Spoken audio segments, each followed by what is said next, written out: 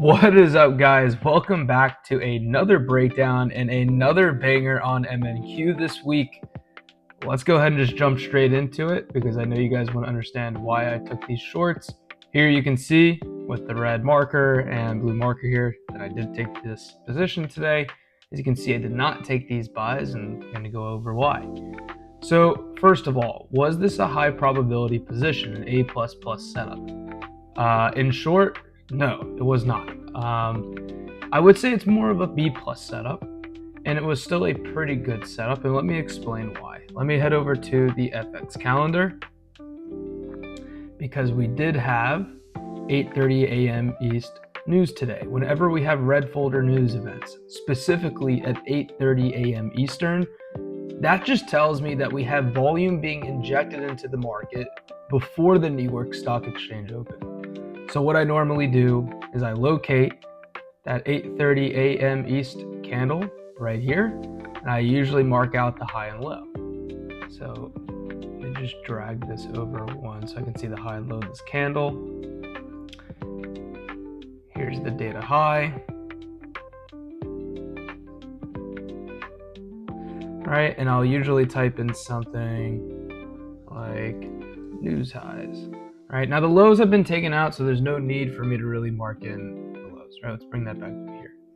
Now, usually I want to target and hit these highs, but with that being said, news candles really have two meanings. The first meaning being, okay, we have volume being injected before the New York Stock Exchange open, and two, it gives us somewhat of a target, right? Now, I did notice at the open here, right when we opened with V1, I saw that this candle was wick rejecting the low of the day, right?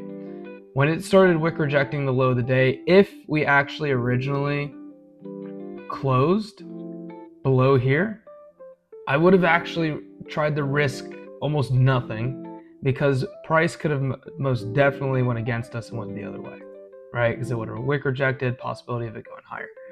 It would have been a beautiful manipulation trade if this would it would have been like A++++.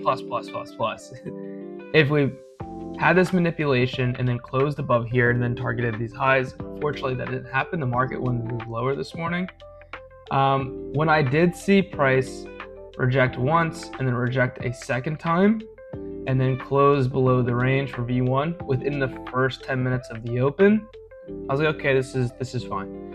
And especially because it wasn't still wick rejecting the low of the day here, I said this is fine. But again, this isn't an A++ setup. This is very much a B+ setup. This isn't like a C or D or, absolutely stay away. The one thing that really kept me in it was this red folder news event. The second thing that really kept me in it as well was the fact that we were wick rejecting the high of the range. With both of these candles, we rejected it twice, and we rejected this fractal high here, and we also mitigated this FVG.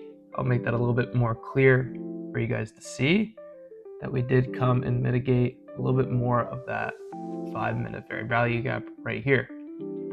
Now, once we closed right here, I also saw there was really nothing in the way of this position.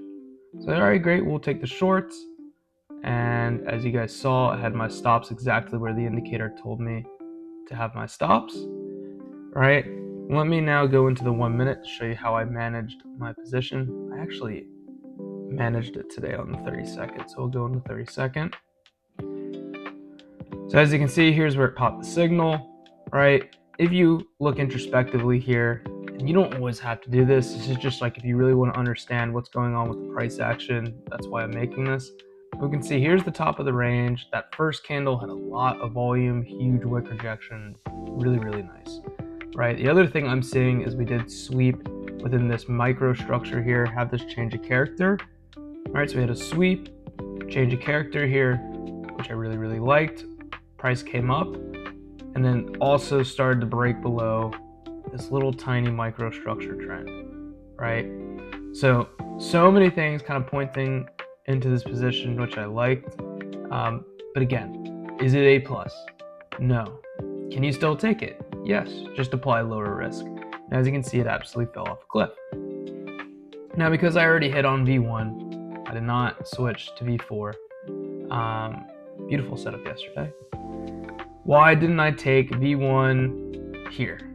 The main reason we didn't take this one here is primarily because once we had price trading at 11:35, almost 2 hours after the open, I figured V1 is not really worth it. Now, if we did want to take these buys, perhaps you could have switched over to V4, right, and taken this position. This is where V4 comes in handy, right? If V1, first of all, V4 today would most likely hit break even on these for shorts. There would be no point in restacking V4 once V1 won on the open, right? Really, where you like to trade, or where you should be trading V4, is really towards the end of the session, right? If V1 just absolutely shits the bed, that's when V4 comes and rescues you. Now, as you can see, V4 took a slightly different position than V1, and it's always going to be a little bit better towards the end of the session, such as us trading here at 11:50 a.m. Eastern. But if you did want to go ahead and trade V4 at the end of the session, sure, that would have been a fine trade. Would have been considered a manipulation trade with 8:30 a.m. East news. So from a textbook perspective, yes, this is considered A+. But my one little hidden rule here is that because we've already hit a win on V1, I just didn't see the point in continuing trading. Now, yes, I did take these on my PA accounts. As you can see, here is an Apex account right here, made 174 today. So this one was pretty nice. I'm getting a phone call, 1 second. Now, yes, tomorrow we are launching the pivot suite. As you can see here, you can see a little bit more about what pivots are. You can see the data related to the pivots, and you can even download this 25-year report here as well. It will have a live trading floor, a private chat as well. And if you want to join the Discord community, all you have to do is go to our website, come to the top right here to join community, and it will take you straight to the welcome page. Also, soon on this channel, I won't just be making breakdowns. We'll also get into more educational videos, especially for ICT related concepts and just overall view and price action. Make sure to like and subscribe this video, and we'll see you in the next one.